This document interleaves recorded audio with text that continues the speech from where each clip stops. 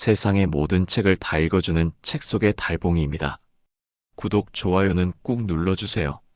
첫 번째 이야기.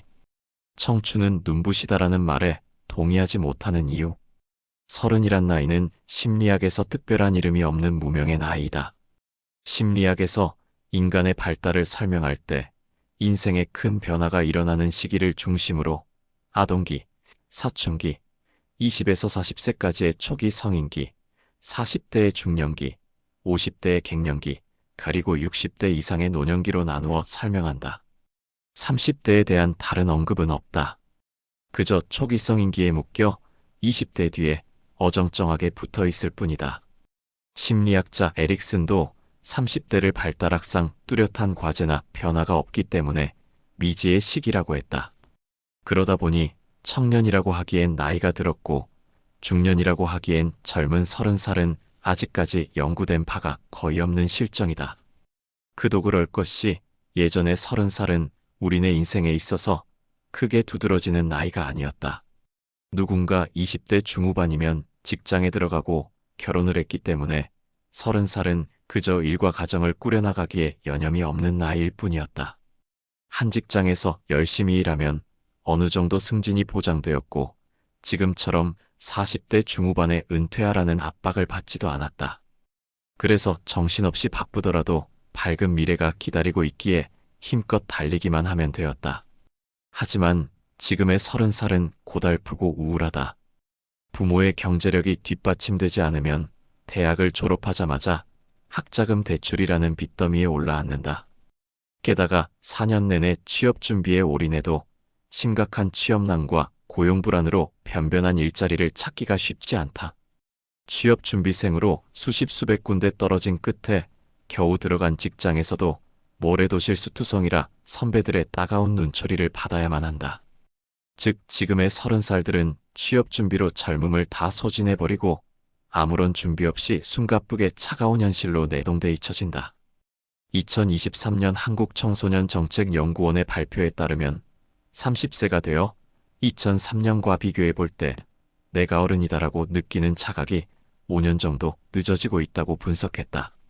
즉 예전에는 25세가 되면 대부분 자신이 어른이라고 생각했는데 지금은 그렇지 않다는 이야기이다. 스스로 경제적 독립을 책임지고 결혼을 해서 가정을 꾸리는 것을 보통 어른의 삶이라고 봤을 때 그 시기가 늦어지면서 자신을 어른이라고 자각하는 나이 또한 늦어지고 있는 셈이다. 인생의 한 전환기로서 미래의 방향을 결정짓는 중요한 선택의시기로서 홀로 써야 하는 독립의 시기로서 꿈에서 현실로 내려오는 좌절의 시기로서의 30살의 삶은 고되기만 하다. 물론 부모의 보호와 간섭으로부터 벗어나 삶의 주인이 되는 독립은 우리가 간절히 원하는 것이었다. 그러나 독립은 자유와 희망 못지않은 크기의 슬픔과 두려움을 내포하고 있다. 왜냐하면 부모로부터의 독립은 부모와의 이별을 뜻하며 부모 밑에서 안전하게 보호받고 지내던 어린 시절과도 이별함을 뜻하기 때문이다. 독립은 또한 책임이라는 무거운 짐을 등에 지는 것을 의미한다. 어릴 때는 무언가 잘못해도 어리다는 이유로 책임지지 않아도 되었고 많은 것을 용서받을 수 있다. 그리고 20대의 객기와 실수는 오히려 청춘과 젊음의 증거로 받아들여진다. 그러나 30살이 넘으면 어떤 선택을 하든 내가 온전히 책임져야만 한다. 즉 권리보다 의무가 커지는 시기로 들어서는 것이다. 30살이 되면 삶의 무게는 그렇게 다가온다. 그래서 30살은 자신에게 조언과 도움을 줄 멘토를 절실히 필요로 한다. 그러나 그 방면에서 그들은 고아나 다름없다.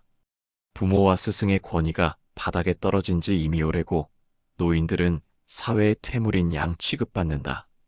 이는 곧 가야 할 길이 비춰지고 잘못된 길로 들어섰을 때 꾸짖어주고 믿으면서 의지할 만한 어른들이 사라져버렸음을 말한다. 그러다 보니 젊은이들은 자기 스스로 사는 법을 배울 수밖에 없다. 그들이 자기 개발이나 인간관계 관련 책들에 몰두하는 이유가 여기에 있다. 요시모토 바나나의 소설 키친에서 주인공인 23살의 미카게. 그녀는 부모를 여의고 할머니와 단둘이 살고 있는데 어느 날 할머니의 죽음을 맞는다. 이 세상에 완전히 홀로 남겨진 것이다. 그런 미카게는 침대를 놔두고 굳이 냉장고 옆에서 잘 정도로 부엌을 좋아한다. 이때 부엌은 국왕기적 갈망을 의미한다. 아직 어른이 될 준비가 안 된 상태에서 홀로 써야 하는 그녀는 국왕기로 퇴행하여 엄마의 품 안을 그리워하며 부엌에서 잠든다. 그러던 어느 날 미카게 앞에 이상한 가족이 나타난다. 무뚝뚝하지만 한없이 따뜻한 남학생 유이치와 원래는 남자였지만 성전환 수술을 받아 여자가 된 유이치의 엄마가 바로 그들이다. 그들은 부엌을 고집하는 미카게를 간섭하거나 재촉하지 않는다.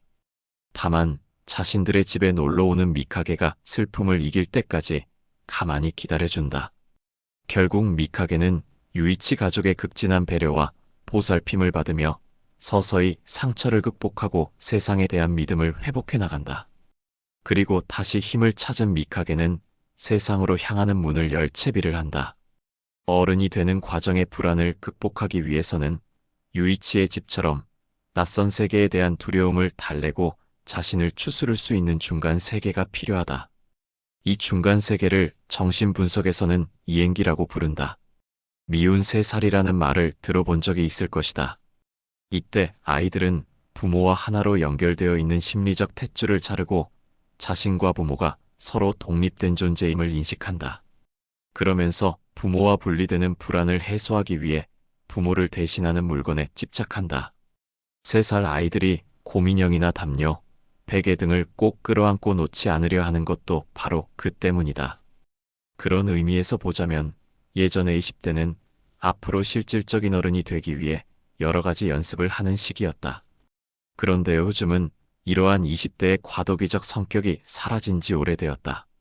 취업의 문이 좁아진 요즘 대학 시절은 젊음이 발상과 실험이라는 본래의 의미를 잃어버리고 중고등학교 시절의 연장기가 되어버렸다.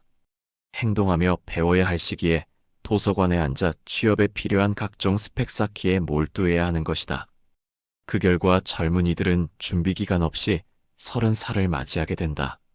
이것저것 시도해보며 실질적인 어른이 되는 연습을 해야 할 20대 중후반을 심각한 취업난 때문에 책상 앞에서 보낸 이들이 30살이 되어 갑작스레 사회로 내던져지는 것이다. 그것은 두려움과 불안을 가라앉힐 수 있도록 다양한 경험을 하고 판타지를 가질 수 있는 중간 세계가 사라졌음을 뜻한다. 예행 연습 없이 미래의 당신에 대한 사전조사 없이 떠밀려 들어간 어른의 삶은 낯설고 불안할 수밖에 없다. 그래서 멘토가 사라진 시대, 이행기마저 없는 30살은 뒤늦게 방황하게 되며 그 방황은 쉽게 끝나지 않는다. 청춘은 눈부시다는 말에 그들이 결코 동의하지 못하는 이유가 아닐까 생각한다. 두 번째 이야기. 무시당하고 싶어하는 사람은 없다. 미국의 심리학자인 윌리엄 제임스는 심리학의 원리에서 다음과 같이 말했다. 사회에서 밀려나 모든 구성원으로부터 완전한 무시를 당하는 것보다 더 잔인한 벌은 생각해낼 수 없을 것이다. 방 안에 들어가도 아무도 고개를 돌리지 않고 말을 해도 대꾸도 안 하고 무슨 짓을 해도 신경도 쓰지 않고 만나는 모든 사람이 죽은 사람 취급을 하거나 존재하지 않는 물건을 상대하듯 한다면 오래지 않아 우라와 무력한 절망감을 견디지 못해 차라리 고문을 당하는 쪽이 낫다는 생각이 들 것이다. 다른 사람에게 무시를 당하고 싶어하는 사람은 없다. 누가 나를 향해 얼굴을 찡그리면 상심하게 되고 못났다고 하면 정말 내가 못난 것처럼 느껴진다. 버림받고 소외되는 것에 대한 불안이 엄습해 오기 때문이다. 반면 누가 나를 칭찬하면 기분이 좋고 누가 나를 기억해주면 갑자기 인생이 살만한 것이 되기도 한다. 누가 나를 무시하든 조롱하든 그에 상처받지 않으면 얼마나 좋을까. 하지만 인간이라면 누구나 타인의 시선으로부터 자유롭지 못하다. 소심한 사람들은 주위 사람들이 자신을 어떻게 대하는지에 지나치게 신경을 쓴다. 또 다른 사람의 말이나 행동에 쉽게 상처를 받는다. 어쩌다 동료가 무뚝뚝하게 대하면 갑자기 불안해지면서 자신이 뭘 잘못했는지 생각하느라 일이 손에 잡히지 않는다. 또 꼼꼼하고 완벽을 지향하는 성격이라 자신의 실수를 참지 못했다. 다른 사람에게 지적당하는 건 모욕이라고 생각해 더더욱 견디지 못했다. 사람들은 자신을 인정해주는 상사나 다른 사람이 할 일을 정해주면 일을 잘 해낸다. 특히 상사가 자신을 인정해줄 때에는 능력을 200% 발휘하기도 한다. 그러나 위로부터 막연한 일이 주어지면 스스로 결정을 내리지 못하고 갈팡질팡한다. 일이 잘못될까 불안해하며 늘 다른 사람이 대신 결정해 주길 원한다. 그렇다고 아랫사람에게 일을 시키지도 못한다. 이런 문제로 그는 한 직장에서 오래 있지 못했다. 그래서 이제껏 1년 넘게 다닌 회사가 없었다. 그는 치료를 받는 과정에서 이렇게 말했다. 누구나 다른 사람들한테 인정받고 싶어 하지 않나요? 맞다. 누구나 다른 사람에게 인정받고 싶은 욕구를 가지고 있다. 인간은 타인에게 인정받으면서 자신의 존재 가치를 확인하고자 한다.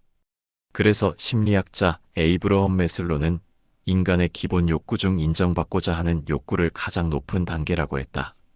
하지만 인정 욕구를 충족시키기 위해 하는 행동은 사람마다 다르다.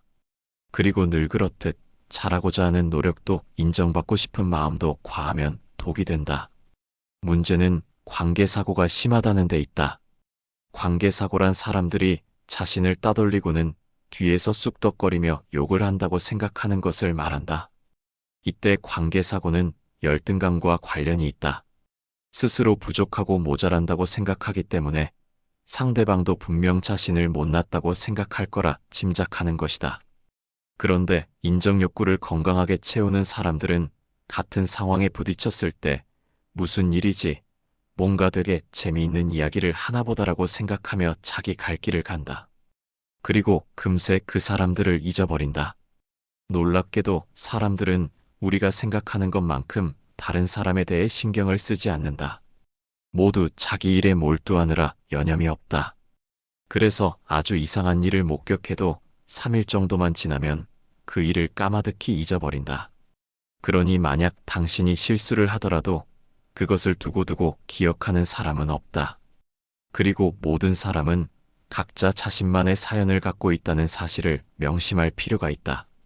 타인의 시선이란 언제든지 떠날 수 있는 것으로 그 시선에 과도하게 의미를 부여하는 경우 아무도 쳐다보지 않으면 그 즉시 나는 사랑받지 못하는 버림받은 존재가 되어버린다.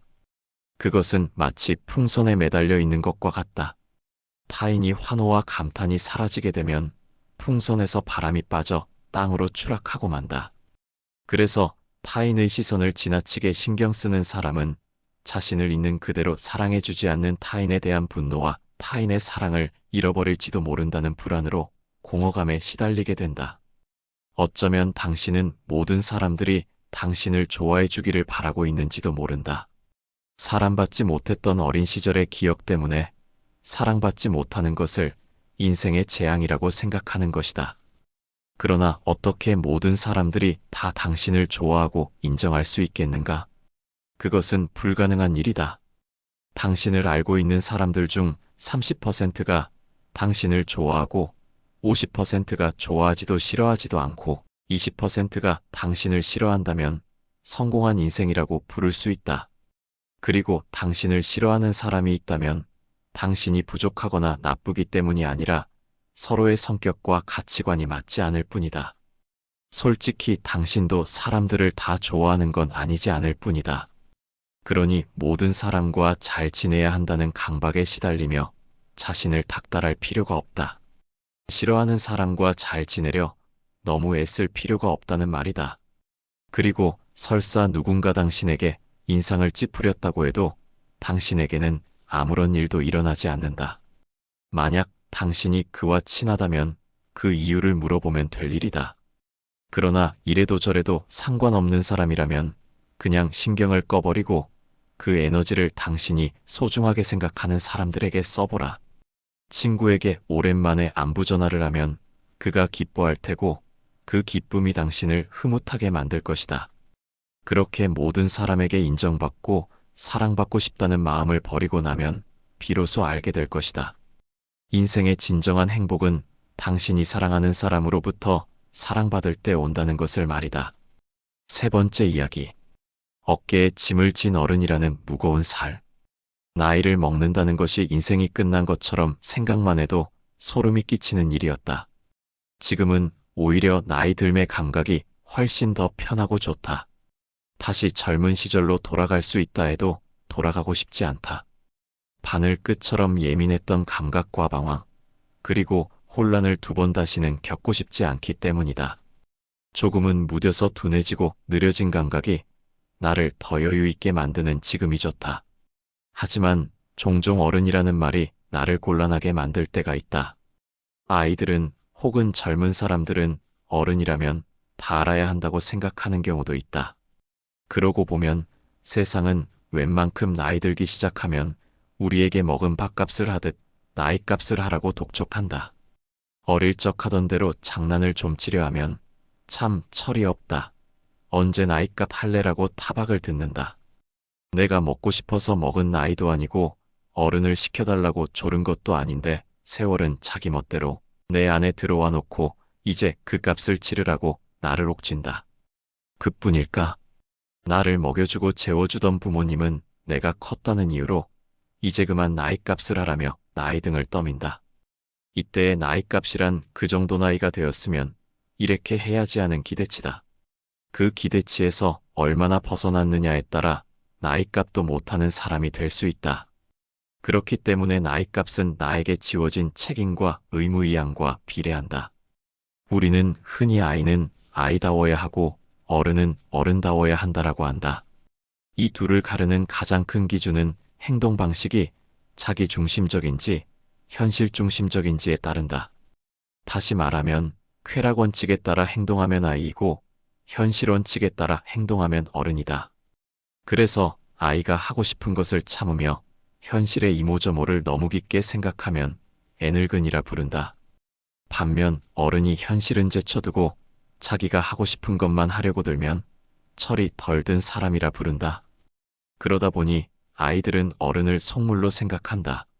꿈도 낭만도 없고 오로지 현실적인 것에만 관심을 두는 재미없는 사람인 것이다. 어른은 어른대로 자신에게 짐지워진 나이값에 짓눌리고 당혹해한다. 현실이 법칙에 순응하지 않으면 나이값 못한다고 욕하고 현실적으로 움직이면 또 속물이라고 비아냥댄다. 이처럼 어른의 나이값에 대한 기대치는 막중하다. 어른이면 이러이러해야 한다는 명제는 어른이 된 순간부터 하나의 짐으로 다가온다. 우리는 어른에게 많은 것을 기대한다. 어른은 좋은 직장을 갖고 돈을 잘 벌어 가족들을 편안하게 해줄 수 있어야 한다. 결혼도 해야 한다. 그래야 진정한 어른이 된다고 사람들은 말한다. 또 어른은 성공하는 법도 알아야 한다. 어른이 되면 모든 것을 어우르고 제대로 살아가는 법을 알아야 하는 것이다. 한편 어른은 자신의 말과 행동에 책임을 져야 한다. 어떤 경우에는 자신이 하지 않은 일도 단지 어른으로서 그 자리에 있었다는 이유만으로 책임져야 할 때도 있다. 그뿐만 아니라 어른은 쉽게 동요하거나 흥분해서도 안 된다. 언제나 이성을 유지하고 합리적인 판단을 할 수 있어야 한다. 아이들의 잘못은 너그럽게 허용되고 때로는 귀엽기까지 하다. 그러나 어른이 된 순간부터 실수는 용납되지 않는다. 심지어 실수 때문에 법적인 책임을 져야 할 때도 있다. 감정에 치우쳐 잘못된 판단을 해서도 안 되고 사소한 일로 너무 좋아하거나 화내도 안 된다. 어른이면 자고로 진득해야 한다. 감정을 절제할 줄도 알아야 하며 아무리 슬퍼도 우는 모습을 보여서는 안 된다. 모든 일에 있어 어른은 이래서도 안 되고 저래서도 안 되는 것이다. 이처럼 어른이 된 순간부터 우리에게는 많은 규제가 뒤따른다. 어릴 때 어른은 키도 크고 힘도 세고 뭐든지 하고 싶은 대로 할 수 있는 사람처럼 보였다. 그래서 어른이 빨리 되고 싶었다. 그런데 막상 어른이 되고 보니 그게 아니다. 세상은 하고 싶은 대로 하라고 말하면서도 모든 것에 조건을 단다. 멋있게 남 보란 듯이 살고 싶니? 그러면 열심히 돈 벌어야지. 이런 투다. 그렇기 때문에 그토록 바라던 어른이 된 뒤에 다시 어린 시절을 그리워하고 그 시절로 되돌아가고 싶어 하는 것이다. 우리는 무엇 때문에 어른에게 이토록 많은 것을 기대하고 짐을 지우는 것일까? 사실은 아무리 어른이어도 모든 것을 책임질 수 없으며 실수하지 않고 감정에 흔들리지 않으며 매사에 합리적인 사람은 없다. 아무리 어른이어도 빈틈이 있고 실수도 한다. 더구나 인간이기에 나이 들어도 감정의 영향을 받을 수밖에 없다. 어른도 운다. 어른도 겁이 나고 무서울 때가 있다. 어른도 아이 같은 면을 갖고 있다. 그런데도 우리는 어린 시절 우리가 원했던 이상적인 부모의 모습을 어른이란 이름에 덮어 씌운다.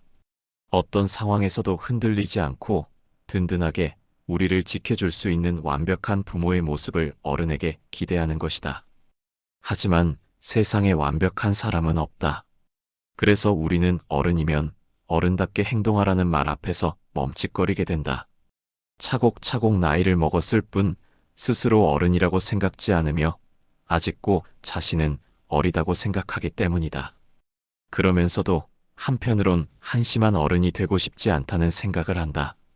그래서 결과적으로는 어른이라는 이름의 무게에 짓눌려 이도 저도 못하게 된다. 올더스 헉슬리가 쓴 소설 멋진 신세계에서 존이라는 남자는 신세계의 지도자인 총통 무스타파 몬드에게 이렇게 말한다. 불행해질 권리를 요구합니다. 왜 존은 굳이 불행해질 권리를 요구한 것일까? 모든 것이 타인에게 의해 이미 결정되어 있고 그것을 따르기만 하면 되는 살. 그것에는 인간을 규정짓는 가장 중요한 것이 빠져 있다. 그것은 설사 불행해지는 한이 있어도 나의 삶을 스스로 선택하고 실행할 자유이다. 존은 결국 결정지어진 미래가 아닌 자신이 마음껏 선택하고 그것에 따라 스스로 개척해 나갈 수 있는 미래를 바랐던 것이다. 그래서 그것을 가질 수만 있다면 불행해질 권리마저 껴안겠다고 한 것이다. 자신의 미래를 선택할 수 있는 자유는 그만큼이나 인간에게 소중하다. 그 소중한 자유를 갖기 위해서 어른이 해야 할 일이 딱 하나 있다. 자기 인생의 짐을 스스로 들고 가는 것이다. 아직 힘이 없던 어린 시절에는 부모와 사회가 그 짐을 들어준다. 하지만 어른이 되면 그 짐을 내가 들어야 한다. 그 짐은 무겁고 힘들지만 좋은 점도 참 많다. 부모가 내 짐을 들어줄 때는 좋든 싫든 부모가 이끄는 방향으로 가야만 했다. 그러나 그 짐을 직접 드는 순간 나는 가고 싶은 길을 선택할 수 있는 자유를 얻는다. 나무 그늘에서 잠시 쉬었다 가거나 시냇물에 발을 담글 수도 있다. 오솔길로 가도 되고 큰 길로 가도 된다. 가다가 낮잠을 잘 수도 마음에 드는 조약돌을 주울 수도 있다. 물론 그러다 짐을 잃어버릴 수도 있지만 내 선택에 의한 것이기에 기꺼이 책임질 수 있다. 돌이켜보면 인생의 짐을 짊어지고 가는 것이 쉽지만은 않았다. 때론 깊은 물구덩이에 빠져 허우적댈 때도 있었고 때론 짐이 너무 무거워 온몸이 아플 때도 있었다. 하지만 어떻게든 내 짐을 스스로 짊어지고 온 덕분에 인생을 내 마음대로 끌고 갈 수 있었고 소중한 사람들을 만날 수 있었다. 그러니 당신도 괜히 어른답지 못하다는 말들에 짓눌려 하고 싶은 일들을 뒤로 미루지 않았으면 좋겠고 하고 싶지 않은 일들을 억지로 하지 않았으면 좋겠다. 무엇보다 남들과 비슷한 길을 가야 뒤처지지 않는다는 강박에서 자유로워졌으면 좋겠다. 35에는 40에는 꼭 이렇게 되어야지 하는 결심을 하는 것도 어쩌면 남들이 바라는 당신의 모습이지 진짜 당신이 원하는 모습이 아닐 수도 있다. 생각할 게 많고 고려해야 할 게 너무나 많은 어른의 삶. 그러나 세상에는 무수한 종류의 어른이 있고 그들은 각자 자기 방식을 유지하며 서로 어울려 살아간다. 그러니 당신은 당신의 짐을 기꺼이 짊어지고 당신의 인생을 살아가면 될 일이다. 멋진 신세계의 존처럼 불행마저 껴안을 준비가 되어 있다면 더 이상 당신이 두려워할 것은 없다. 네 번째 이야기. 자책이 우리의 삶을 망친다. 살다 보면 참고 견디는 것 이외에 더 이상 아무것도 할 수 없을 것 같은 나를 구해주고 상황을 바꾸어줄 도우미 손길만 간절히 기다리게 되는 순간이 찾아올 때가 있다. 그러면 나 자신이 너무 초라하고 보잘것없게 여겨지면서 무력감을 느끼게 된다. 그것은 참 견디기 어려운 감정이다. 내가 내 인생의 주인이 아니라 주변의 상황에 따라 움직일 수밖에 없는 나약한 존재라는 느낌은 우리를 어두운 슬픔의 동굴로 숨어버리게 만들기 때문이다. 특히 피할 수 없거나 극복할 수 없는 환경에 반복적으로 노출될 경우 나중에는 충분히 극복할 수 있는 일인데도 자포자기 해버리게 된다. 그것을 심리학에서는 학습된 무기력이라고 한다. 이와 관련해 가장 유명한 것은 마틴 셀리그만 박사의 실험이다. 그는 커다란 상자 안에 개를 넣고 문을 닫은 다음 5분에 한 번씩 연속해서 전기 충격을 가했다. 처음에 전기 충격을 당한 개는 상자를 탈출하기 위해 몸부림쳤지만 계속 탈출에 실패하자 어느 순간 희망을 잃어버린 듯 가만히 있었다. 그런 일이 몇 번 반복된 어느 날 상자의 문을 열어놓고 전기 충격을 가하자 개는 도망칠 수 있는데도 그대로 상자에 머물렀다. 고통스러운데도 전기 충격을 피하지 않은 것이다. 이러한 현상은 사람에게도 똑같이 나타난다. 어릴 적 부모에게 오랫동안 학대를 당한 경우 아이는 어느 순간 도망치려는 노력조차 하지 않고 묵묵히 폭력을 견디며 그저 자신이 아무것도 할 수 없는 존재라는 생각을 확신처럼 가지게 된다. 이 경우 성인이 되어 충격적이거나 긴장되는 상황에 부딪히게 되면 마음속에 박혀있는 무력감이 되살아나게 된다. 무력감에 짓눌려 갑자기 아무것도 할 수 없는 사람이 되어버리는 것이다. 마치 전기 충격을 피하지 않는 개처럼 말이다. 무력감이 몰려올 경우 가장 하지 말아야 할 것은 자책이다. 문제의 원인을 자신에게 돌려버리면 절대로 무기력의 늪에서 빠져나올 수 없기 때문이다. 그러면 어떻게 해야 할까? 무력감을 극복하려면 우선 그 어떤 절망적인 상황이라 할지라도 아직 나에게 내 생각을 통제할 수 있을 권한이 있고 그에 따라 내 감정도 변화시킬 수 있음을 깨달아야 한다. 즉, 내 몸과 마음의 주인은 여전히 나임을 깨달아야 한다. 세상이 내 모든 것을 빼앗고 나에게 최악의 상황을 주었더라도 나에게는 절대 빼앗길 수 없는 한 가지가 있음을 기억해야 한다. 그것은 바로 그 상황을 어떻게 받아들일 것인가에 대한 내 선택권이다. 어떤 자극이 오든 반응을 보일지 말지부터 어떤 반응을 보일지 우리는 선택할 권리를 가지고 있다. 만약 누군가 나에게 상처가 될 만한 말을 했다고 해보자. 그러면 당연히 상처받을 수밖에 없다고 말하지만 실은 상처를 받을지 안 받을지를 선택할 수 있다. 상대방에게 받고 싶지 않은 선물을 받았을 때 돌려주면 그만이듯 내가 그 상처를 받지 않으면 그만이다. 실수를 했을 때도 마찬가지다. 실수 하나에 마치 세상이 무너지듯 절망하는 사람이 있는가 하면 죄송합니다라고 인정하고 빨리 수습에 나서는 사람이 있다. 즉, 고통스러운 상황을 피할 수는 없지만 그것에 대해 괴로워할지 말지는 나의 선택에 달려있다. 인생을 주도적으로 끌고 가는 사람들은 이미 그 사실을 잘 알고 있다. 그래서 세상에 휘둘릴 수밖에 없는 상황에서도 자신에게 남은 선택권을 의미 있게 쓰기 위해 최선을 다한다. 그러니 더 이상 남들에게 휘둘리지 않고 당당해지고 싶다면 어쩔 수 없어라는 말을 너무 쉽게 내뱉지 마라. 어쩔 수 없이 회사를 다니고 어쩔 수 없이 사람을 만나고 어쩔 수 없이 살게 되면 하루하루가 너무 힘들고 우울할 수밖에 없기 때문이다. 그런데 생각해보면 정말로 어쩔 수 없이 하는 일이란 극히 드물다. 정말 하기 싫으면 하지 않으면 그만이다. 그러나 그 일을 하고 있는 것은, 그 사람들과 시간을 보내는 것은, 그 직장을 그만두지 않은 것은 모두 내가 선택한 것이다. 그리고 무엇이든 내가 선택했다고 생각하면 삶의 통제권을 내가 갖는 것이 된다. 내가 그렇게 하도록 허락했다는 뜻이기 때문이다. 우리가 주변의 모든 걸 통제할 수는 없지만 찾아보면 통제할 수 있는 것들이 분명 있다. 당장 화를 내고 화를 내지 말 것인지, 어떤 말을 할지, 어떤 행동을 할지 내 통제하에 있다. 오늘 하루 어떻게 살지도 내가 결정할 수 있다. 친구를 만날 수도 있고, 공부를 할 수도 있고, 나 자신에게 근사한 저녁을 대접할 수도 있다. 똑같은 시간이라도 내가 그 시간을 무엇으로 채우느냐에 따라 삶의 질이 달라질 수 있다는 말이다. 당신은 당신의 인생에 누구를 허락하고 무엇을 허락하고 싶은가? 오늘도 끝까지 들어주시어 감사드립니다. 세상의 모든 책을 다 읽어드리는 책 속의 달봉입니다.